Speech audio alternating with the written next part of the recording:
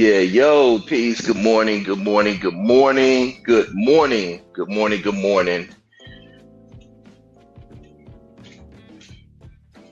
I want to start this morning out, man, by just coming over here to my man's A1 station, man, and just building with him, building with the audience over here. Try to make some things happen over here. Brought my brand morning coffee over here. And decided to go live about some things I saw over the weekend concerning Christianity. Now, I find something real interesting. As a people, we still running around trying to prove academically academically that this shit happened.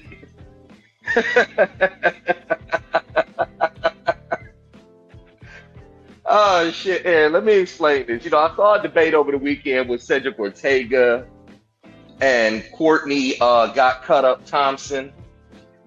And I found it ridiculous that I saw one gentleman debunking and the other one doing everything he could to prove that these events happened. I thought it was quite clear. The Exodus that Courtney got cut up Thompson was speaking about was the Exodus in the Bible. Why would you then turn to historical revisionist or historical revisionism to prove otherwise? Manfred B. Tech does not believe in your Bible. Karakuni does not believe in your Bible, sir. And he even uses the clip family, stating what Karakuni said, but didn't play the rest of the video. Had you played the rest of the video, she would have made it quite clear that no Exodus happened. She was talking about, yes, the Exodus happened. If you look at Egyptian texts, you can see this is where they got all their motifs from. All you had to do was play the rest of the video, but I saw it as another Christian being deceitful, trying to sound like an academic. That's the word they use, academic syllogisms and all this other shit. Once you start going into that realm, your narrative is no longer real. What Exodus is the gentleman talking about? I've had conversation with Christians and Christians abroad, and when you're talking to them or a Christian apologist, they come across real pompous. I know how to speak. I know how to talk about Christianity and all the other archetypes and motifs that come along with it. It's syllogism. It's etiology. The etymology of liturgical conferences I've been to prove what? We can't find this stuff historically nowhere. Now let's pay attention. When we look at the Egyptian history, we can see Semites coming in and out of Egypt, causing political turmoil. We can read about famines in Egypt. We can read about all of those things in Egypt with their texts. I heard a silly question. Can you prove directly any of these things happened in Egypt? Like the battle? Yes, you can. Archaeology will tell you that. Yes, you can. Archaeology will tell you that. You can prove anything directly in Egypt. If it lines up and there's primary sources readily available, then you can prove it. You could prove battles. You could do those things. You could prove wars because you have correspondences between two people groups talking about it. It's not so with the Bible. Here, let me help you out, Christian, the Christian mindset. If God turns the river to blood, that destroys the entire Nile River. Not just one section of it. It destroys the entire Nile River. When you turn it to blood, therefore no marine life can exist there anymore. Do you understand? And that would mean all the societies or civilizations up and down the Nile would be reporting this. Yeah, that's what ends up happening when you put belief before common sense. And when I heard the ridiculousness of some of the stances that he was taking, shout out to Cedric Ortega, pseudo killer official.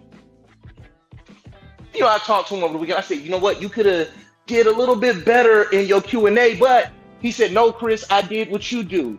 You grab him by the neck on one question and you choke the living shit out of them. Excuse my language. Welcome to the Coliseum of Arguments. Welcome to Morning Coffee. This is bitter, but necessary. We could read about the Hyksos leaving Egypt. We could read about all those situations happening and occurring within the borders of Egypt, their exit out of Egypt. We have dates. You cannot shoehorn some damn Israelites and Moses onto that event.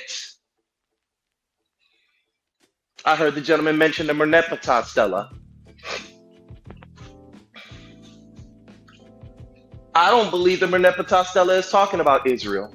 Not at all. But you want to know the contradiction that I heard in the argument? Because I tried to talk about him and in the back chat. But you got this loudmouth woman. She always yelling. Very masculine. It's very, very masculine. But you want to know, he said Egyptians never spoke about their defeats.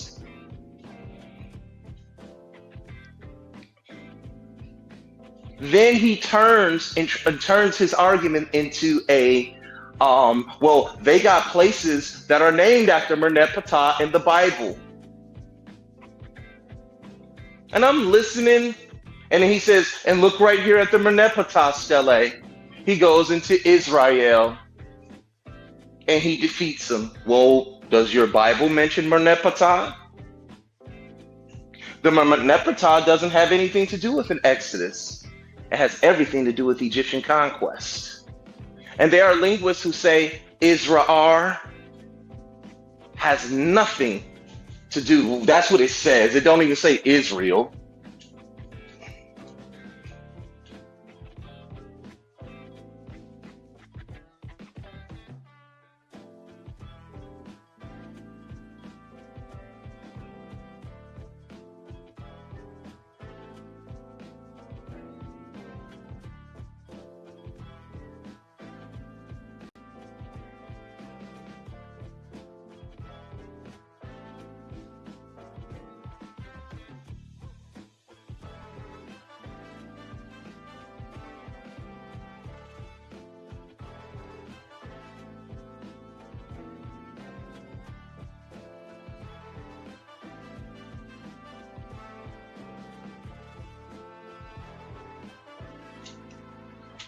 Forgive me, family.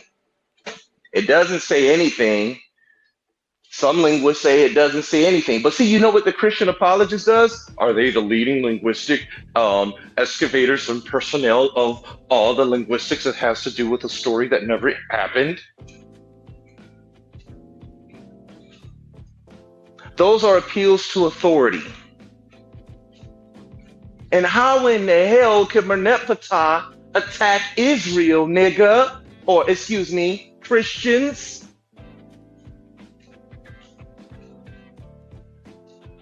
If all the horses and all the animals and everything was killed and all the grain and Egypt was devastated by these miracles. See, they have to objectively ignore that part.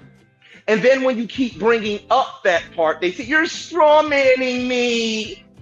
You're strawmanning me. It's not fair. I only want to talk about this. You keep talking about the whole thing. It's straw man fallacy. Shut up. Stop it already. You can't talk about the Exodus without Moses. You can't talk about Moses without the miracles. You can't talk about one part of the Bible and not want to deal with all of it. You're straw manning me. Buzzwords and context clues. I always laugh when they do that. That means you don't want to talk about it. You want to subjectively choose what you want to talk about. We know Semites came in and out of there.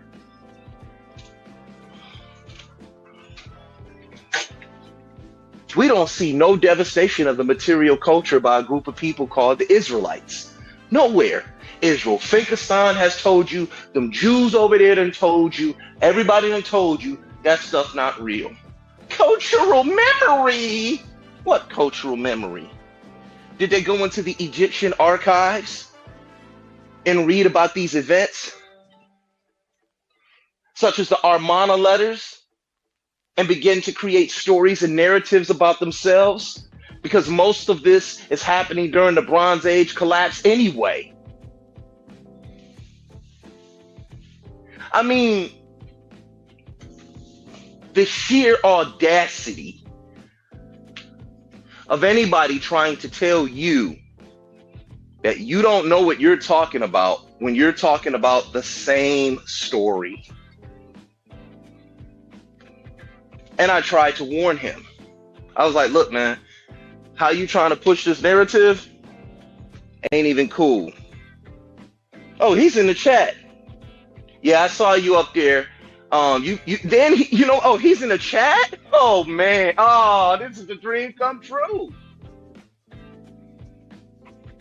I could show you the contradictions in the story alone and win that argument.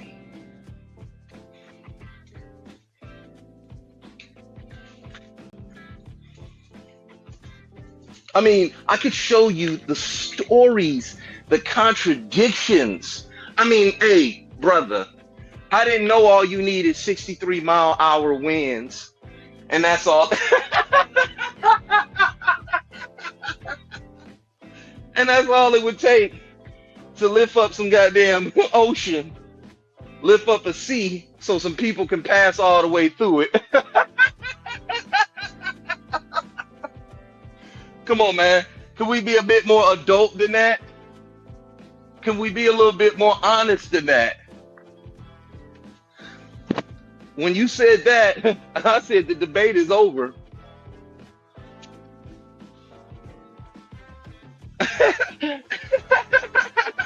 But the debate was over when you said, yes, this guy said 63, all it takes is 63-mile-an-hour wind for it to pick up and to lift up an ocean. Man, hurricanes happen in the ocean all the time. Ain't no people passing through it. I can tell you that much, brother. Ain't nobody passed through no damn ocean. No 63-mile-an-hour wind, brother. And if you believe that, then we might have to take you to get checked out. Y'all do it to yourself. You did it to yourself. Brother, have you ever read Karakooni's work? I mean, I know you showed us a picture of you in that silly archaeological hat that you got on. Thinking you over there digging up some shit in Israel. All y'all be doing that, man. Purveyor of ancient texts. Sure.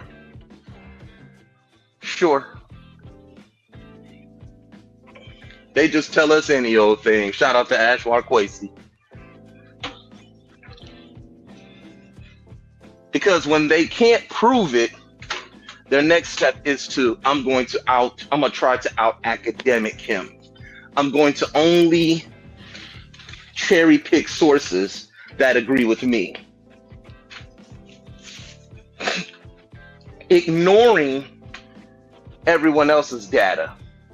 If anybody ever found this so-called Exodus, it would be the greatest story in the history of the world. And I don't care how you feel, honestly, being in the chat, I don't care. Because it's time to deconstruct all of this. It's time to deconstruct all of this. It's time to deconstruct all of this. Because I'm going to be honest, you were wrong as the day is long.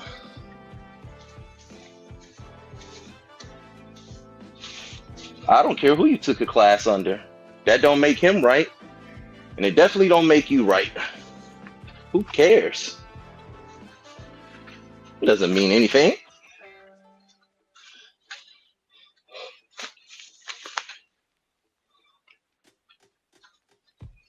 Doesn't mean anything. Did he find it? Have they found this temple? Have they found that tabernacle? They found no evidence, no traces of any evidence of these people wandering around in the wilderness. But yet, they can find everything else regarding a people. They can find our archaeologists can find everything else regarding migration patterns. But when it comes to this, boop, can't find nothing. And when we ask you guys the question pertaining to that, why can't we find these things? You all tend to get a little pompous. I've been in the back chat with you. I know what you about. You fuck about you studying under no Lorenzo, Nigeria, none of them. None of them motherfuckers. That don't mean nothing. You just saying, hey, look at me. I studied under such and such. Who cares? I found that funny when you did that in the debate. You did all of that still, and still miscited Miss Kara Coon. And cut her off. Cut it off so no one else could hear it. See, you got the right one. You're lucky. I'm preparing myself to go to work this morning. I would just play the video, which I'm going to do later on today. So I need you to try to call A1 and try to get ahead of the argument. Try to create some straw man, some red herrings. And then two, you said you can't prove anything directly as it pertains to battles in Egypt. That was a lie. That's a talking point.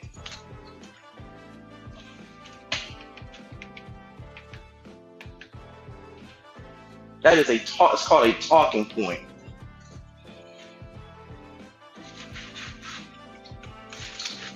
Famines and all that other stuff. All of those things exist in the Egyptian narrative without your Bible.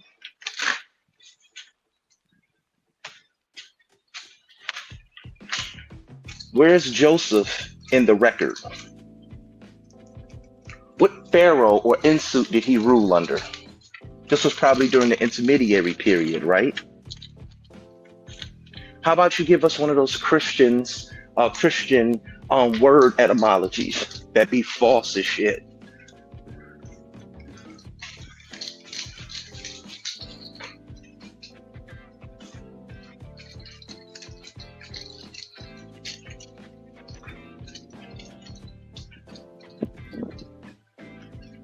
Because when I'm telling you you're wrong, I'm telling you you're wrong. I don't care. Deconstruction is needed. Let me ask you a question, Courtney. You're in a chat, you're just typing away, your hand's probably nervous. And I don't care how you take it. You can run over there back to your echo chamber and say, "This is talking about my alternative." Sitting up there with a mask on your face. Like, I don't know, everybody don't know who you are or what you look like.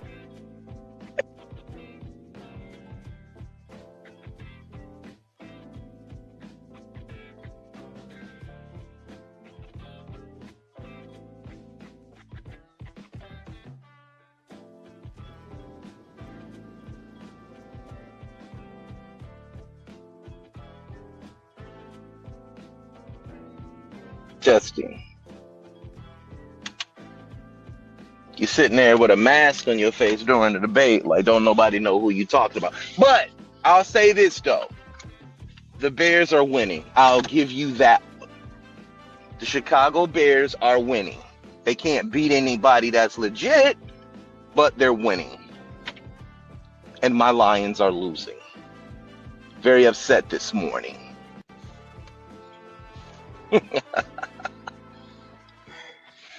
You were wrong.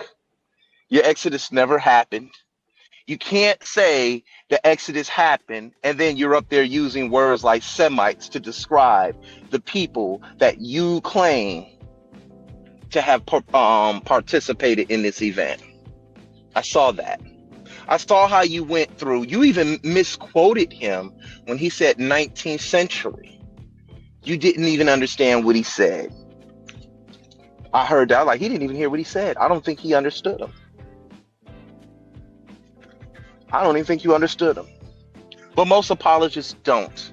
Because the thing I want everyone that's listening today, when you deal with an apologist, stay in the book.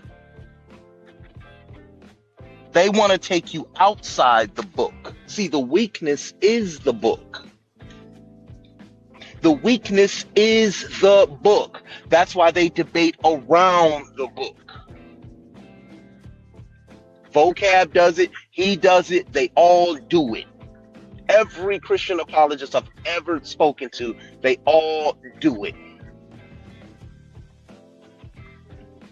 I spoke with A1 this weekend. I'm done with Mr. Exodus here. I'm done with that. All I got to do is do a video breakdown and show the sources that you used, Mr. Academic. But I spoke with Asan, is that his name? Asan, and you know, he's a good guy, a very good dude, very positive. You know, the Isan, I think that's his name. Isan, excuse me. His name is Isan. Spoke with him, very positive dude. You know what I'm saying? But the advice that I would give him is you can't deconstruct Christianity and create your own brand of it in the process of doing it. I get what he's doing.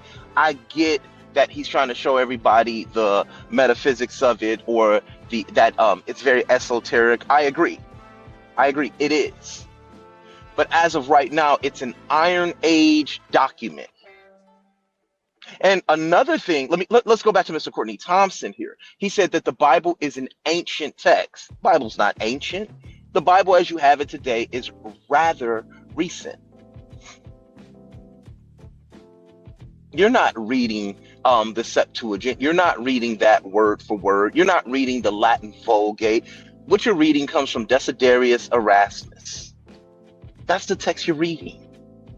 And we ain't even talking about the ERSVs, the NIVs, the NKJVs, the NIVs. We ain't even talking about the ACV, American Standard Revised Version.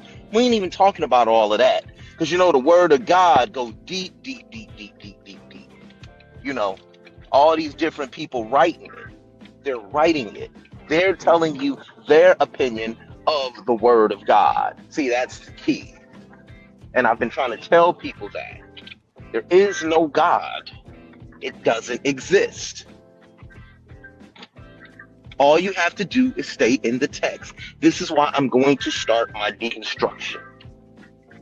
Or as I like to say, destruction of it.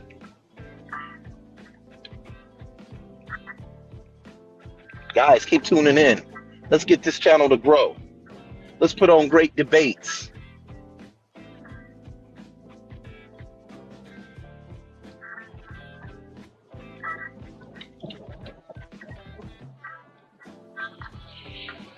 So that's what I would like to tell Isan. I would like to let him know that you can't use their doctrine and push their doctrine at the same time. Let's get the link in the chat. Cedric Ortega is in the building. Let me drop it for my beloved brother. Take your victory lap. Let's get your victory lap going.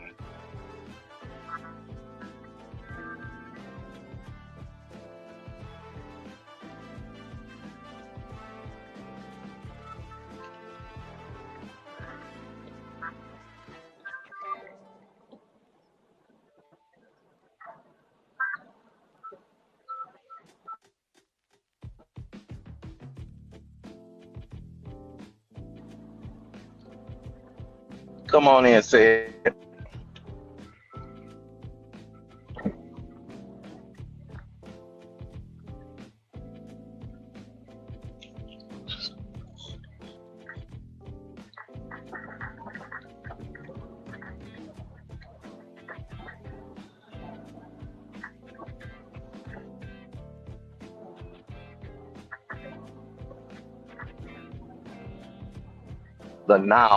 The Nile River turned to blood. The river turned to blood. You know what? One Christian had the nerve to tell me, you guys, where does it say Nile in the Bible? Where does it say the exact location? Why haven't you asked yourself that? Why haven't you asked yourself that?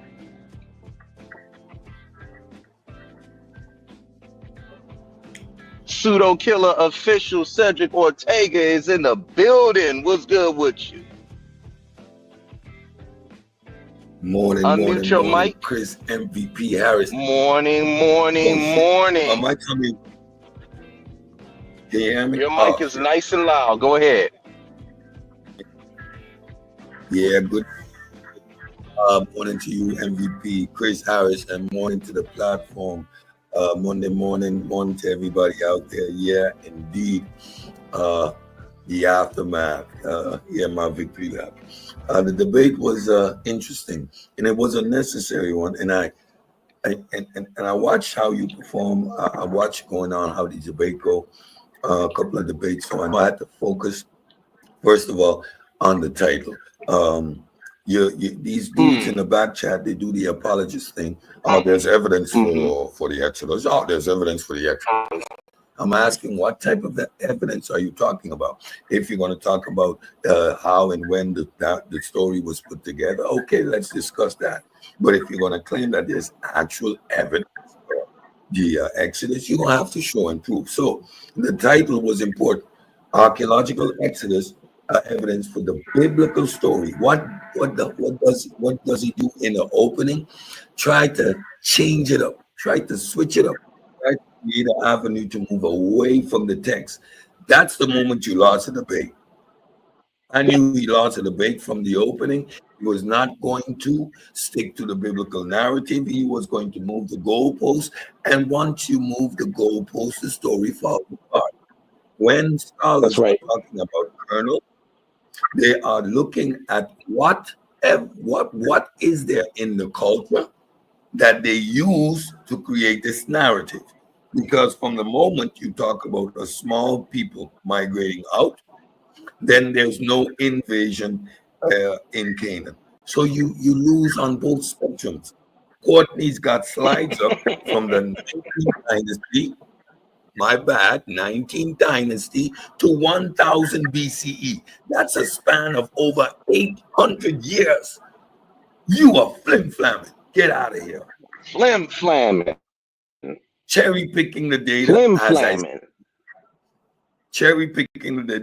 as I said he would, and I showed it. And you know what was the most disingenuous? The way he tried to the Karakuni part. The Karakuni part was the most disingenuous to me. That was nasty. Oh, that was nasty work right there. That was nasty work. And you know where he took it from? He took it from the apologists, these Creation Institute apologists, using her in a clip. When you go and you look at the full video, Carol Cooney is talking about. It's called the Heathen Queen. It's called she has a video out called the Heathen Queen. And you guys can go look at that whole thing. And she never mentions the belief in the Exodus. Dr. Joshua Bowen got upset about that, but go ahead. She talks about the motifs. Now, if you look at the book that he used, Rensburg, in that same book, talks about the fact that they were so specific in using Egyptian motifs because of being back and forth throughout the area, because being a vassal kingdom of Egypt, they were well aware of Egyptian culture, Egyptian literature, and Egyptian texts. And when they came out of exile, they used those narratives. Why you see the drowning of Pharaoh's army? That's in the Amduat. All the plagues, these are all motifs in Egyptian literature. That is what Karakuni was referring to. Man, these folks are disingenuous. He said, Karakuni said, Yeah. no, she doesn't. No, she doesn't. No, she Y'all doesn't. need to stop. Stop it. Stop it. And like I said, and I thought it was so Redford, disingenuous, which lets me know he doesn't cite his sources completely. I mean, they're coming in there with all the word salads and nope. all the flim flam. Stop acting like we don't know this stuff, dude. When you said that you can't prove a battle in Egypt, a direct battle in Egypt, that was a lie because we have correspondences to and from Egypt between two people groups that speak about this event. So You're it was talking just about a weird. stele. You're talking about a stele and asking me for archaeological evidence. You're reading, you just defeated yourself, sir. And You're then reading when you talk, archaeological artifact, talking about citing an archaeological artifact, talking about where's the archaeological evidence at. Like, man, get out of no, here. like what? You're talking about Port City stele, right? African Center consciousness is in the building. What's good with you, brother? Go ahead. A stele, right? Didn't you just say stele? Archaeology stele. Isn't that the archaeological evidence right there? And how do we verify it? Because we have corroborating evidence on both sides. So the story's content is going to be inflated, going to be manipulated, but the fact that the story is on both sides leads us to conclude that this battle actually happened. The embellishment, you're going to see it on both sides. However, it did take place. That's how we Exactly. do it. That's how it's done. You cross-reference. Where's the cross-referencing with regards to this Exodus? And I'm not making the numbers up. That's a scholarly consensus based on what the biblical narrative is talking about. So if anything you say about the I biblical would love narrative, for him to come up here.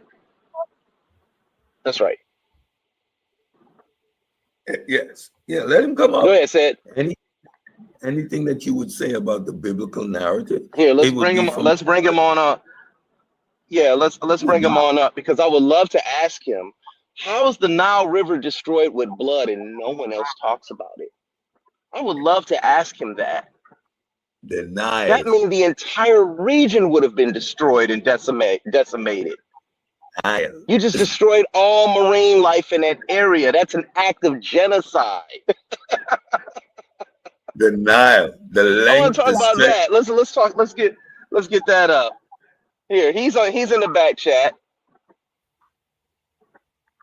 What's up? Got cut Yo, up, Court. How you doing?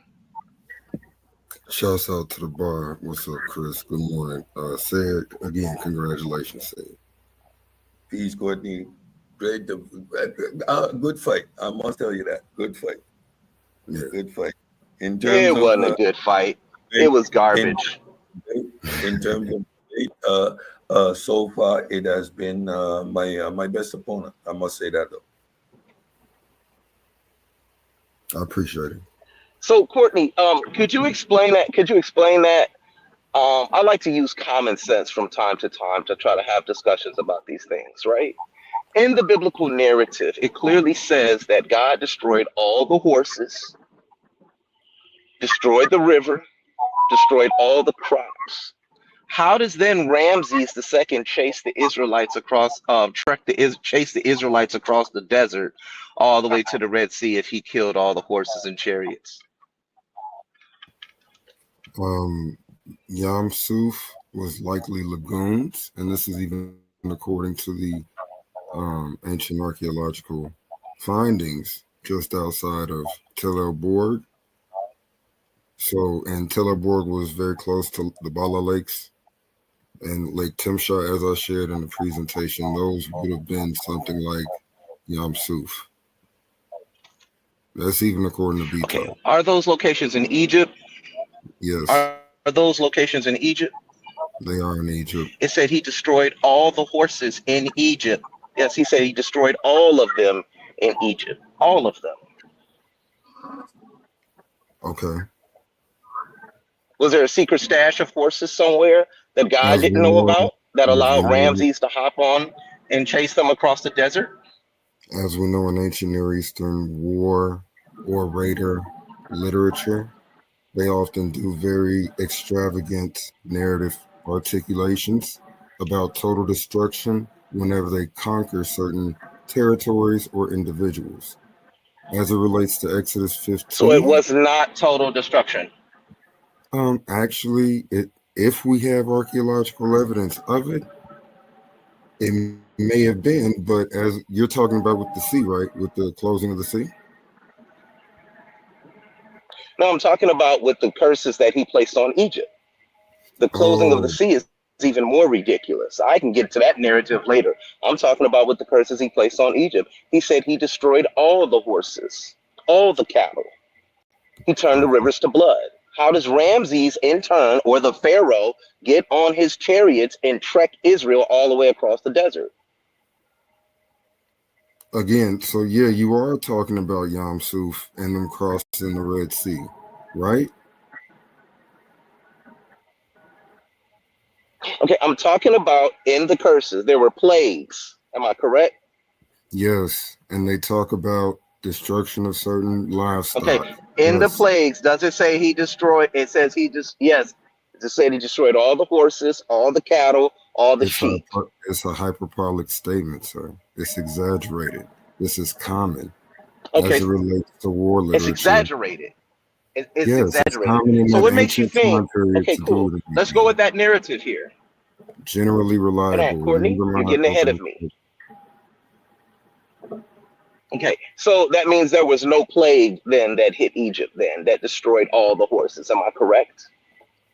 It's a Because your hyperbole. God said he destroyed all of it. That's not a problem. It's a That's not what hyperbole. your Bible presents. That's fine. I'm not a It's fundamentalist. hyperbole. So what Yeah. makes you think that so real quick. So what makes you think that your Exodus is real? Oh, again, I articulated the evidence that I believe is some of the best evidence that supports by means of art, indirect and direct evidence. The direct evidence in Israel and Palestine of their earliest occupational sites are within a decade after my date for the exit. So there was a community, and Bro, that this apparently, makes absolutely no sense. I bet Hold on, real quick. Doctor, are you familiar with Dr. Kathleen Kenyon's work? I do, and I am And her familiar work with is it. validated. Yes, Okay. When did she say the walls of Jericho? When did she say the walls of Jericho actually fell? she the falling of the walls. She didn't date the walls. The walls, which Okay, walls? she There's a cited in few set this. of walls there. Okay, now you're saying which walls? The walls of Yes, there's a Jericho in which Colopian wall. Joshua and them circled and they fell. Again, Jericho at the archaeological site has two different walls. A Colopian wall from the Middle Bronze Age. That's the that's that's the 1550 BCE. yes, from the Middle Bronze Age. You had the rock wall, the rock based structure that goes up to be about 25 feet tall. You have that structure around the site, and that's from the Middle Bronze Age. A Colopian wall from the middle, and then at the top of the site, And when does your you Bible have say mud he brick. did it? Can I finish? At the top of the site, you have mud brick wall. Lorenzo Nigro, the current and excavator since for the last couple, like the last decade, at Jericho, he has written and said that the wall dates to the late Bronze Age. The debate was over Jericho. The debate about Jericho was if there even was You're a getting late ahead of me, Courtney. age. Courtney, you're getting ahead of me. Yes, sir. There's I two could care walls at less what Jericho. Lorenzo. I could care less what Lorenzo was talking about. And certainly your biblical narrative isn't speaking about two sets of walls. It says a wall. and the wall that was excavated, it's even agreed upon about all the people that do their archaeological excavations there. They tell you that yes, these walls fell sometimes around 1550 BCE, not during the 11th or 12th century BCE, in which your Bible tries to purport or try to push. So, Catherine, And they say they use the word, hold on, they use the word walls. So there, once again, your biblical dates are wrong. And what dates is the Bible using if you're the going to date try to is make an using, adjustment to all of this? we can assess a date by means of the toponymic usage of name sites in light of the text. So Exodus 1:11 mentions Toponym names, no. toponym. No, Can I Courtney. finish? You can't do that. Toponymic name No, sir. No, references no, are you the don't way get. in which we Hold can on, listen date to what I'm saying, things Courtney. You just statistically, and can't that's how come. modern pornography happens. No, Courtney. You cannot date things using toponyms. That's not how we use dates. That's how you ascertain something happens, Courtney. You don't just come up here and do a ramble with your flim flam on toponyms. That's nonsense. You don't have any direct evidence.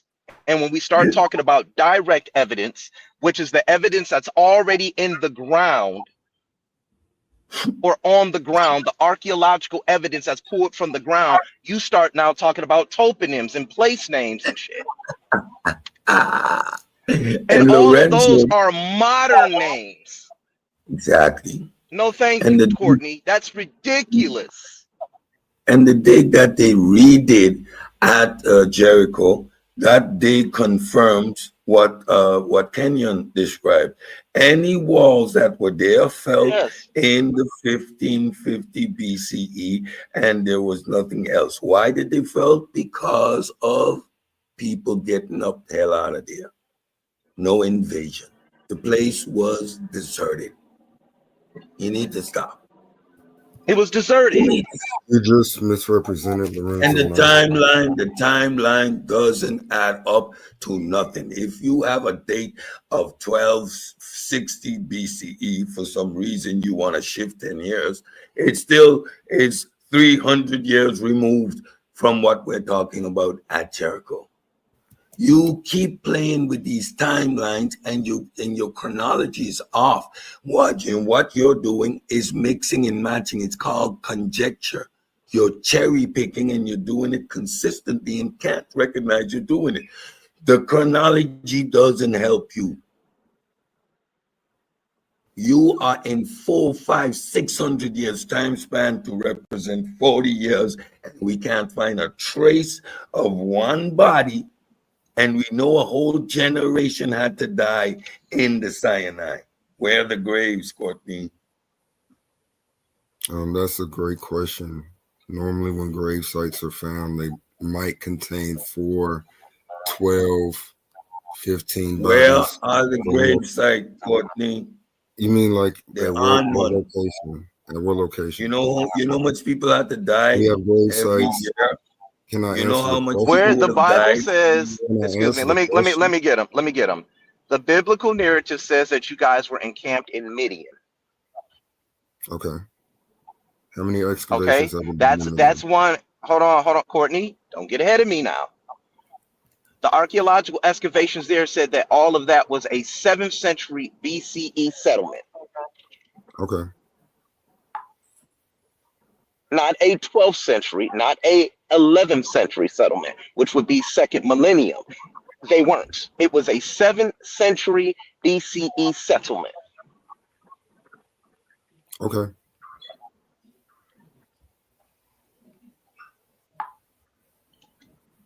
What type of culture does the Bible say the Midianite people were? They Oh, were probably a no. nomadic people. Does that make the Wow. Midianites Israelites? It makes the probability of finding a particular nomadic group without a settlement very tough Moving the goalposts. We're because of the not way talking in about which the it's not nomadic Yeah, but moving group. the what We're goalpost. archaeological talking Let's evidence about do calm we mixed down. have? multitude. It is a I'm gonna goalpost get moving. quiet. No, I would like to know, do we have archaeological evidence of the Shashu people? Okay, one Can't more time. use the You don't get shotgun. to come up here and just try to move the goalposts all over the It's a place. contemporary type of Okay, so question, what I'm because asking they're you here also is we're nomads. talking about the people. Courtney, Courtney, take a deep Yes, breath. Chris. I'm trying to have a conversation with you, and you're trying to run and do the flim flam. I'm Okay, just trying to use the where in same this standard Midianite is? Hold on, consistently. hold on, hold on, hold on, hold on, hold on. We got to remove them. Where within the archaeology of the Midianites does it? Do you have anything to prove that these are Israelite people? Because what you're doing somewhat is sort of like kicking the can, as I would call it. You're just kicking the can. Now you're ready to start talking about Shasu people. We're not talking about Shasu people. We're talking about Midianites. We're talking about things that we can prove archaeologically that existed. And what you're trying to do is rewrite the data using your own personal inference in these silly Christian apologetic arguments. Yeah. No, Go them. ahead, Sid. Yeah, the Shashu are Bedouin people moving back and forth in the region. Again, if we're talking about the new kingdom, what is happening in Egypt? It is flourishing. People are coming in and out. You have the way of Horus that is noting all the people that are moving back and forth. So if you mention the Shashu, which are documented, this does not add up to the biblical narrative of the Exodus, because the Israelites, which was a known group of people in Egypt at this time under Joseph. The Pharaoh didn't know Joseph, but these was a people, a particular people that were enslaved. They were identified. We have no evidence of this in Egypt. So now you're moving the goalposts. You cannot use the Aparu, you cannot use the Hebrew, you cannot use the Seshu. Why? Because these are documented groups of people that don't fit your narrative. Sprint, let me bring him back. There you go, Courtney. I don't like removing you, but I just need you to stay on topic. We're not in the back chat. I'm trying to promote something and push something that can help the channel. And staying on topic is key. I can't talk over you, and I won't talk over you. Can't talk over me.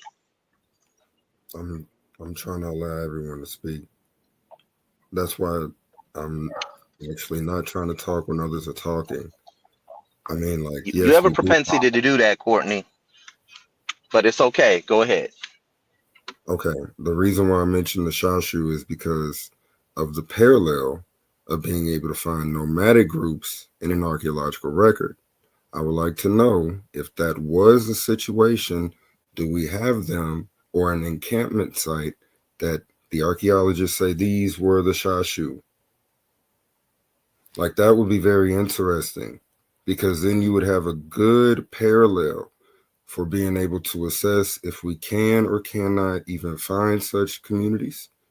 Like, for example, in Edom, Tom Levy found a small piety near a mining center, which became a major place of trade. This is before they're actually Edom, but they're people in Sierra. The Yes, I'm identity familiar was, with that. I'm and familiar with that. Yes. that goes back to like the 14th century BCE. But see, Courtney, you know what the problem is? Look at everything you have to do to try to prove Israelites. That's not Look much. at all this you have to. Hold on. Look at everything that you're doing. If I ask you, hey, man, how does the Nile River turn into blood and all the civilizations up and down the Nile aren't affected by it? If I Well, ask you about the cattle, hold on. You mm, don't get to talk when I'm talking, brother. We're not in the back chat where the back chat can protect you all day and yell over each other. I don't necessarily do that.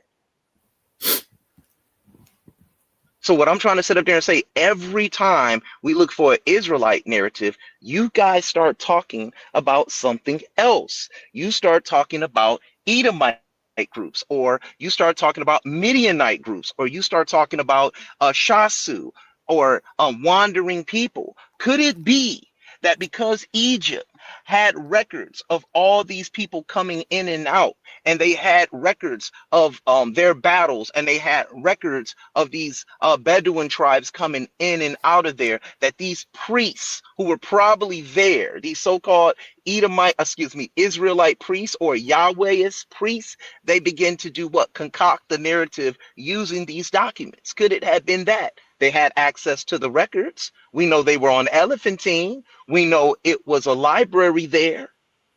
I mean, that's what people groups do. They adopt other people's stories and they place themselves in them. We see that with the Israelite groups today. We see that with Christianity today. Hell, I see that with the Egyptomaniacs today. No one would disagree with me on that, because this priesthood wants to give his own people a destiny that they don't have for themselves. So I'm going to concoct a history about myself. Could it be that? I do like Richard Elliott Freeman's position if you want to take seriously JPD theories, because in his position, it's, well, let's look at the Levitical tribe, because according to the earliest two testimonies, there's never been a tribe. Oh, Hold on, let me stop you there. And I'm gonna let you go. I'm gonna let you go. I'm gonna let you go. I just want to be clear here. Was there ever a historical group of people called the tribe of Levi? Or are you talking about strictly the biblical narrative? I wish I was able to finish my statement, because that's exactly what I was about to answer. So, according to Richard Elliott Freeman, his position, I do like, if you want to be serious regarding the JEPD theory and the critical analysis of the primary source text in question, which is the biblical material. And according to Freeman, you have two earliest sources. He says that's Exodus 15 and the Song of Deborah and Judges. Those two sources are the oldest. And when you look at the second, they're basically contemporary. You look at the Song of Deborah, and it does not mention the Levites. He talks about this because it could be that not all the Israelites were in the Exodus. Can you share my screen, Chris? That's Richard Elliott Freeman's position.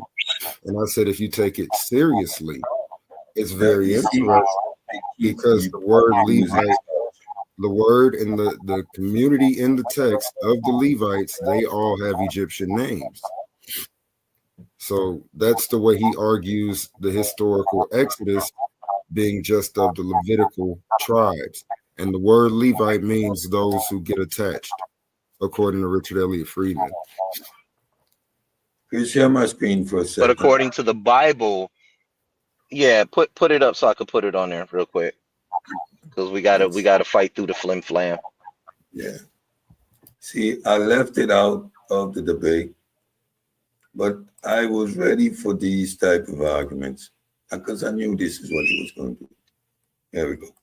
The Song of Deborah, celebrating the victory over Canaanite forces, not a migration from Egypt.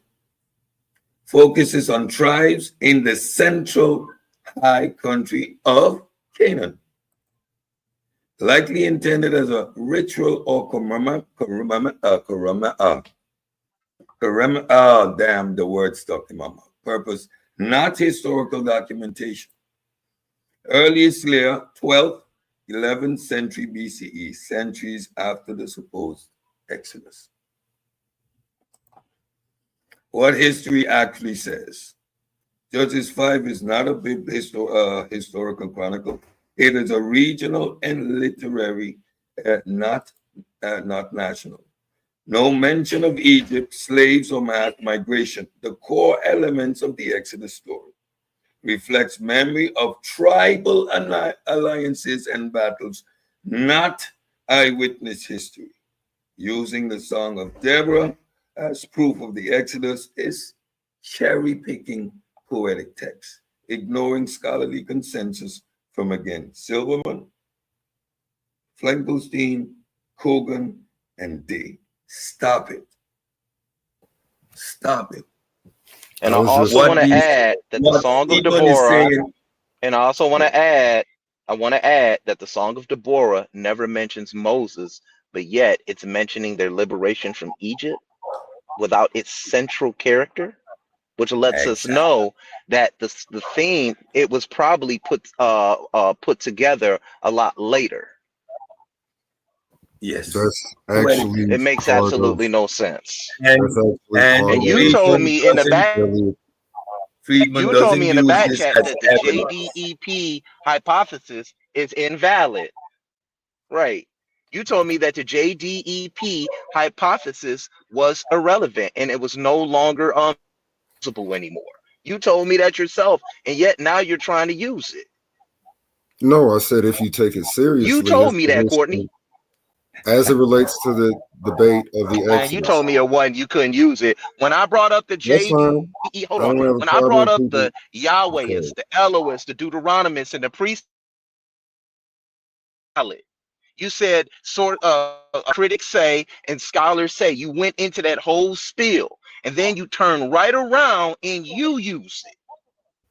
And I'm not Yes, condemning you for it. I'm just calling you out on it. That's all I'm doing. I'm glad I do things in an academic way. Just because I am not one of the proponents of the view, I can still accurately articulate proponents of that view that have a historical exodus. All I was Is that doing was why you assuming. inaccurately misquoted Karakuni? Oh no! See, in the presentations, you have limited amount of time that you can actually share video. So all I was trying to do was Then you used it, share. but you were share using it I to don't know prove that why you're you cutting me off used and her cutting me work to talking over stop each Courtney, other. Courtney, Courtney, I'll let Courtney, Courtney, Courtney, Courtney, Courtney, stop. You this is what I'm talking about with you Christian apologists, okay? This is flim flam. All right. Okay. This is the nonsense I'm talking about, bro. You use that in that debate to prove that the Israelites existed and the Exodus existed. And when you go look at the video, she is not saying that that happened. The very same thing. You could have let that entire 5 minute segment play out or 3 minute segment play out. You cut it off before she began to elaborate. And that's something that you guys do a lot of. You guys do a lot of that. I'm just calling you out on that. Let me bring him back. I can't have him talking over me. Don't come on here trying to sound academic. And then when you get called out for your blunder, you start talking over me. Go ahead, Courtney. I'm going to go on mute, guys. I'm not sure if you're familiar though, Chris. There are rules to playing videos and having video content in your slides because they do not want Irrelevant. You're situation. not addressing the issue. You're I am addressing mischaracterizing the what the issue. He author. asked me a You're direct question. He said, "Do not mischaracterizing talk the over each other." author. Cedric, stop it. Childish ways are sad. I'm just addressing his direct question, which was, why didn't you play the entirety of the video? That was, and as he said, about 3 minutes long. We have time. So the point Get Chris the was fuck trying out of to here. make Get out of is here. the fact that you are misrepresenting the author. Even if it's a minute that you have to play a video, right, which I kept to the time limits as well, you don't use that time to misrepresent the author. That's the whole point. So addressing the length of the video is irrelevant, Courtney, and it says your disingenuous nature. But again, you come from a disingenuous group of people anyway. So I expect that. But what they're not addressing is the real issue, the fact that you chose to misrepresent the author by making it seem as if you have evidence for Israelites in Egypt or evidence of the Exodus based on Egyptian text. No, she is doing the same thing what Rensburg is stating, the fact that the Exodus narrative contains a lot of Egyptian motifs. You can find it all over the place. There's plenty of evidence for the Egyptians and the Exodus, for the Israelites and the Exodus in Egypt, because they use their motifs. So you were being disingenuous regardless of the time that you had. You chose to misrepresent the author. That's the point.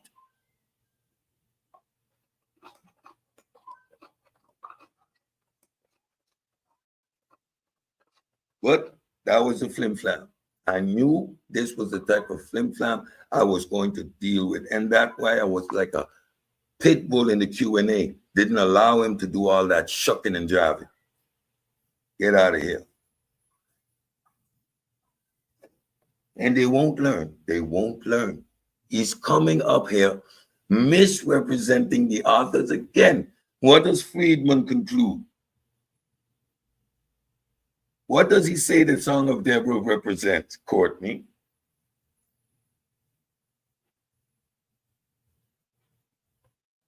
Because it doesn't represent any Exodus. They are talking about internal strife again in Canaan. If a small group of people left and they used the way of Horus, they would have been noted going in and out. And how does a small group of people stay in the Sinai for 40 years and then subsequently conquer Canaan and throw down the walls of Jericho? How does this happen, Courtney? How? Where's your evidence? 65-mile-an-hour wind. Pushing in one direction is going to split the sea in two. And misrepresenting people's arguments is not the way to go.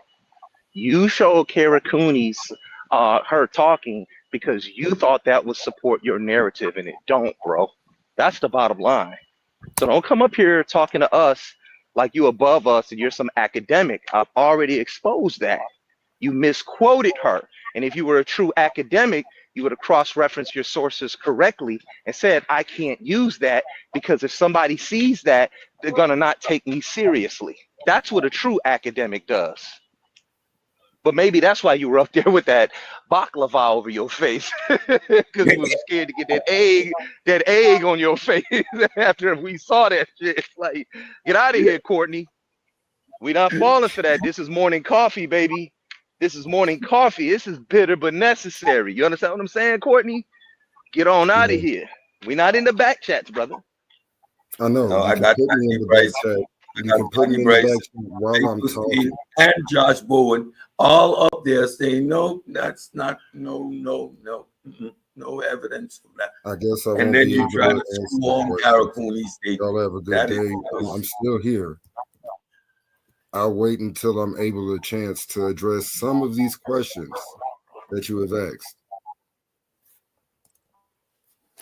Or okay, so as it relates to Kara Cooney, she does have Medford Beatok and Rosenberg's understanding of the Exodus, and their perspective is that the Shashu and primarily the Shashu were the Exodus community. No, Courtney. Okay, so the Shasu was the Exodus community? I'll go quiet. I'll go back quiet. Yeah, you need to go quiet because you're not addressing what we said. You're still not addressing what we said. I need you to address that. I would love. Address why you use Kara Cooney's video.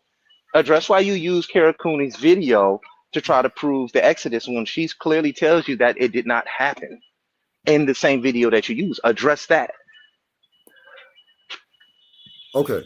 Again, I'm not asking you about her work pertaining to the Shasu people because Shasu people certainly are Israelite people. Okay. So again, she holds to a position very close to Medford Beatok and Rosenberg. No, you're still not addressing the question. You're still not addressing what I'm asking you. You're deliberately dodging it. This is your fourth dodge. I need you to tell everybody why you showed Dr. Kara Cooney's video that does not agree with your position. She does not agree with your Exodus. We are not talking about her position on some Shasu people coming in and out of there. You cannot say the Exodus happened and then use other people groups to say, oh, this supports the Exodus.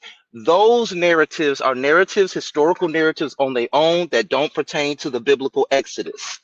That be the problem with y'all. When we be trying to talk about the biblical Exodus, y'all start talking about everything else but the biblical Exodus. You trying to talk about nomadic people groups. Stop. Stop. Nobody in the community will let me do something like that. And you guys A get to come nomadic, in and out of here, in and out of here and do that. a nomadic people group that were enslaved. How does that work? How does that work? It doesn't. You need to stop. Like when you do these type of things, the one question we ask pertaining to the biblical narrative, the whole thing falls apart. Oh, so you're saying a migrating people moving back and forth throughout the recorded history, especially in the New Kingdom. We have documentation of these people moving back and forth. How are these the same people enslaved to build the city of Ramses or the temple of Ramses? How do you get an enslaved population in Egypt for 400 years if we're talking about a migrating, wandering Bedouin type of people? Make it make sense. Like, who do you think you are talking to? Because if you're saying that the Shasu groups were in fact Israelites, then that would mean that the biblical narrative is in fact fake. You could throw the whole All right. biblical narrative away. The moment we start to talk about kernels, then we can no longer talk about the biblical narrative being historical or have any archaeological evidence for it. You have no invasion if you have no mass migration. You have no miracles. You have no catastrophe in Egypt. None. None. These people are leaving Egypt because they're oppressed, running straight into the vassal kingdom of Egypt, having to pass through the Egyptian armies that are fortified through the whole area. Make it make sense. It doesn't. It doesn't match up to history. No element of it. This is a post-exilic text. And as Dr. Baden pushes it, he pushes it all the way post the Persian exile. There is no way you're going to make a story historical. The biblical narrative is not an historical document. It is not. It's not. It's not. Because if you're using Shasu groups and things like that, why aren't you looking at the Hyksos people and one of their kings in the intermediary period was called Yaqub? You certainly not looking at him. You certainly ain't looking there since you're using all this personal inference. See, I could turn your rationale and turn it right against you. It's so many ways to attack this nonsense. And listen, you're not an enemy here, Courtney, but we know that the Christian apologist, he wants to focus on his academia. But yet, you already showed as an academic, you're dishonest. And you'll do anything to win an argument. And now you're being exposed for that and you don't like it, bro. And the theological dawning of the word academia, man, listen, you're an expert in fairy tales. You're expert in fairy tales, and that makes you what? Somehow smarter or better equipped to deal with a fairy tale text?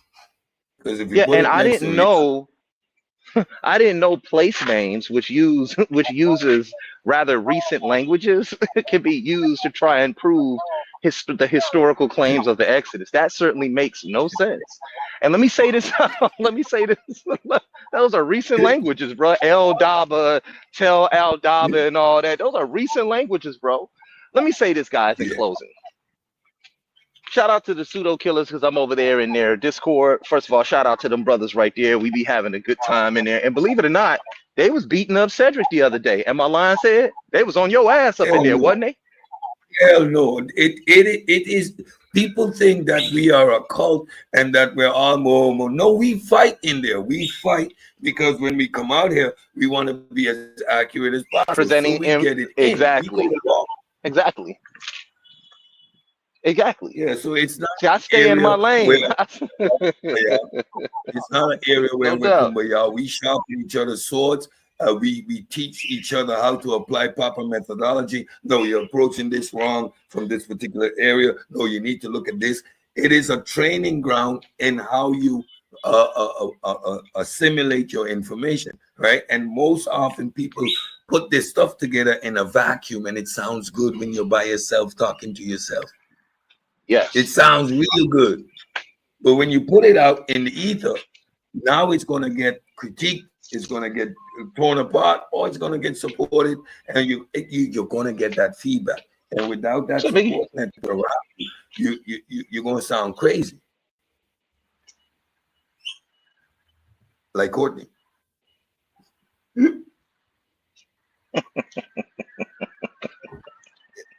Wow. Wow. Wow. The exorbitant and the exotic language used to try to create and produce a particular narrative that is going in a particular direction, very selective words, because you want to shoehorn your argument, just wedge it in there, like the way you dealt with what Chris was talking about.